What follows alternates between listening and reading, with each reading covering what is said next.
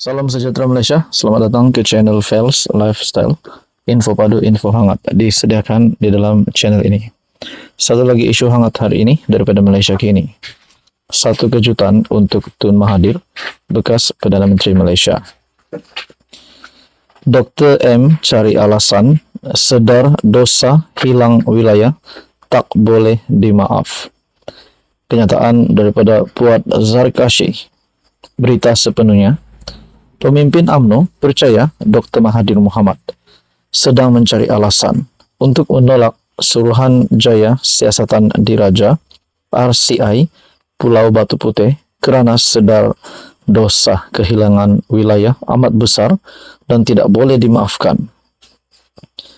Ahli Majlis Kerja Tertinggi MKT UMNO Muhammad Puat Zarkashi berkata, bantahan Peguam Mahathir terhadap pelantikan Muhammad Raus Sharif, MD Raus Sharif sebagai pengerusi RCI umpama takut kepada bayang-bayang sendiri.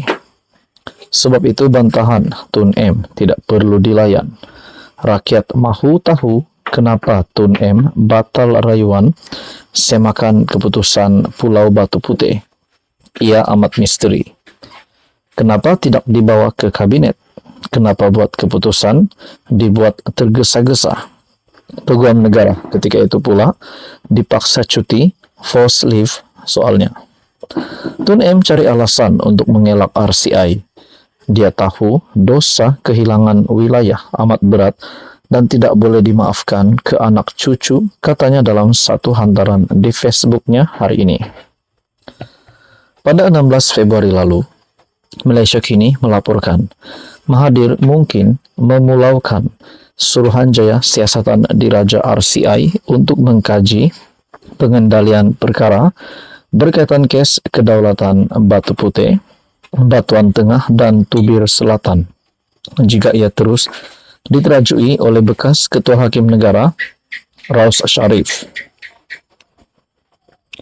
Peguam Mahathir Rafiq Rashid berkata, dia tiada pilihan lain kecuali menasihatkan Mahathir tidak menyertai RCI tersebut atas alasan Raus mempunyai konflik kepentingan dalam kes itu. Sesuatu RCI itu sewajarnya dilihat bersih dan tidak memihak agar orang awam tidak akan mempersoalkan kewibawaan dapatan RCI tersebut. Dalam pada itu, artikel ini berkongsi gambar Tun Mat Raus Sharif menerima watika perlantikan daripada Yang di-Pertuan Agong Sultan Ibrahim Sultan Iskandar. Namun pelantikan Tun Mat Raus Sharif sebagai pengerusi RCI Batu Putih ini telah mewujudkan satu bahaya bias yang sebenar yang akan mencemarkan keseluruhan prosiding RCI tersebut serta akan menjejaskan kewibawaan dapatannya, katanya. Dalam pada itu, Muhammad Puat berkata, Mahathir tidak layak bercakap soal konflik kepentingan. Mendakwa bekas PM itu orang yang banyak diselubungi konflik ketika di puncak kuasa.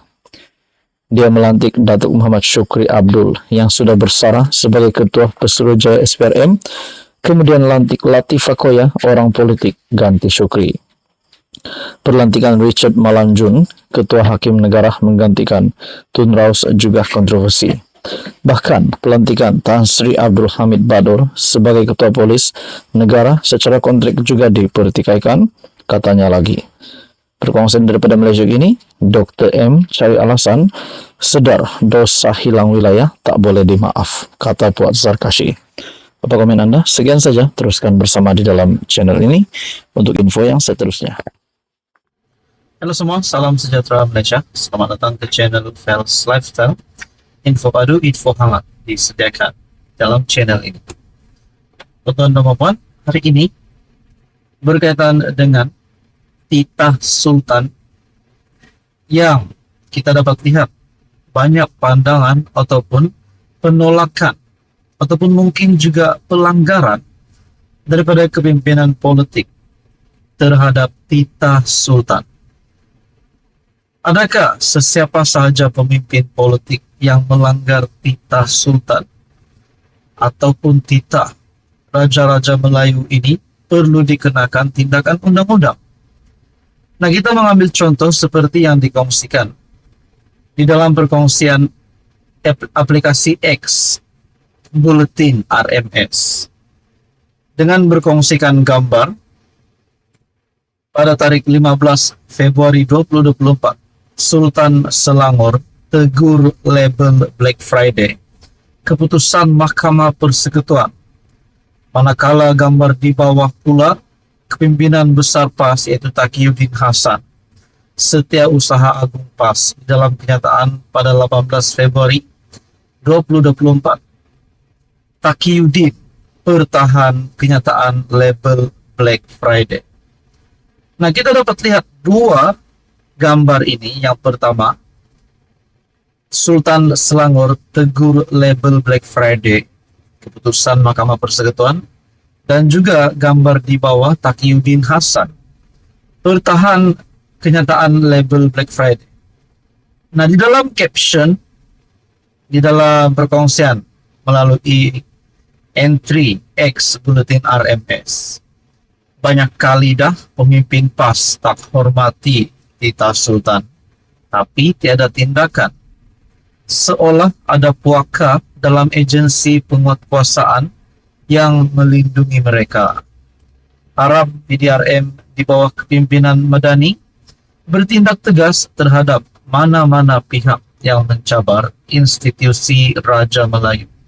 Nah, yang kita menjadikan persoalan utama di sini, adakah selepas Taqiyuddin Hasan yang kita dapat lihat berdegil berkaitan dengan isu Black Friday, isu keputusan kes Nick Elin, adakah beliau seolah-olah menderhaka terhadap Sultan Selangor yang menegur label Black Friday, keputusan Mahkamah Persekutuan?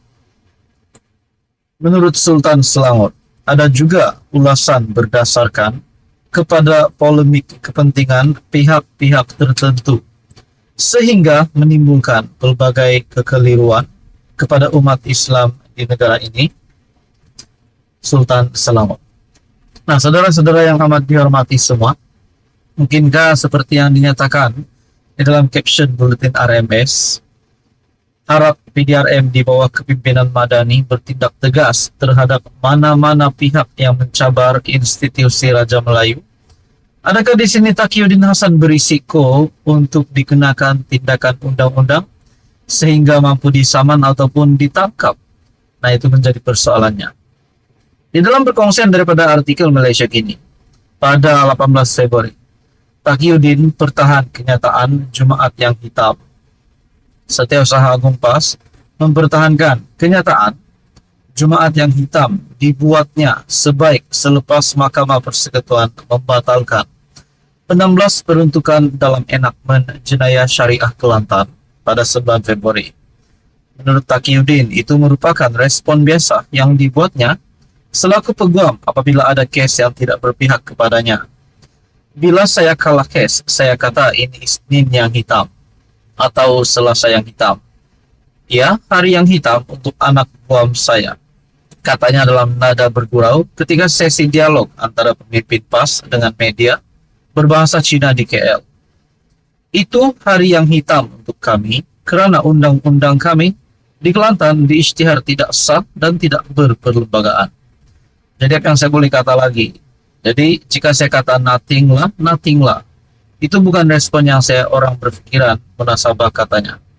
Dia berkata demikian ketika menjawab soalan berkenaan pendirian terkini terhadap keputusan Mahkamah Persekutuan selepas Sultan Selangor, Sultan Sharafuddin Idris Shah bertitah agar semua pihak bertenang dan menerima keputusan itu. Nah, saudara-saudara, apa komen Anda berkaitan dengan isu ini? Sekian saja, teruskan bersama di dalam channel ini. Untuk info yang seterusnya, jangan lupa tekan butang like, share, dan juga subscribe.